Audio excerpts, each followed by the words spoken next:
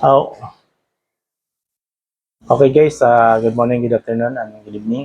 Andito na po ang ating panibagong vlog at pahabol ito kasi dumating kanina ang ating surge protection na device na breaker. Ito guys, ito ang DC at saka AC.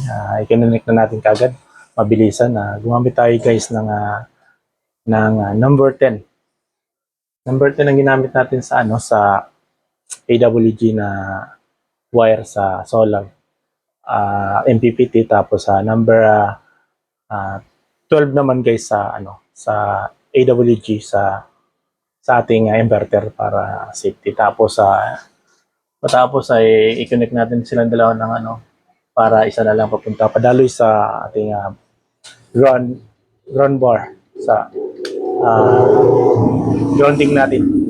Gumamit tayo ng number 6 na grounding wire para yan ang recommended ng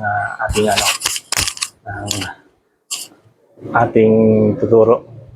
So maganda ng pagkakalagay guys at okay na siya. Actually pangalawang dagat kasi hindi gumana yung kanina. So ang kinukonsumo natin guys ay 204, like it 204 wala 204 na voltayan kinukonsumo natin gamit ang mga ilaw at saka dalawang electric fan na maliliit. Ito. Asan na siya? Ayun, madilim. At saka ito nasa likod ko. Ito. At ito rin. Ito, maliwanag. Yan guys. Yan ang gamit natin. So, ang harvest niya ay masyadong mataas kaysa sa voltaheng ginagamit natin. So, nag-harvest siya ng almost 1 kilowatt na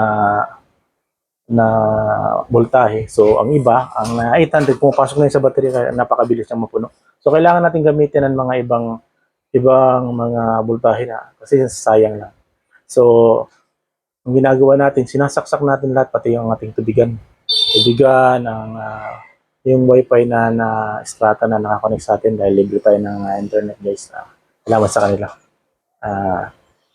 At ano pa ba guys, kung gusto niyo mag-solar guy, gawin na rin ninyo. Sa mga 60,000 siguro, magandang meron na kayong ganito.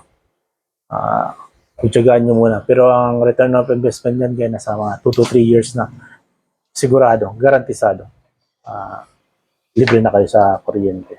Kaya ng setup ko, nasa mga 60 ito guys. So, kung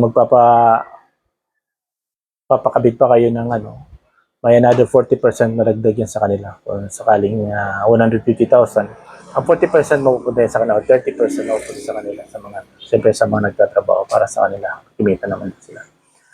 So, thank you guys, and again, salamat at dumating ang kagad ng ating breaker na surge protection. Ito siya. Naikabit na natin. So, thank you again. Like and subscribe sa aking YouTube channel. Bye-bye.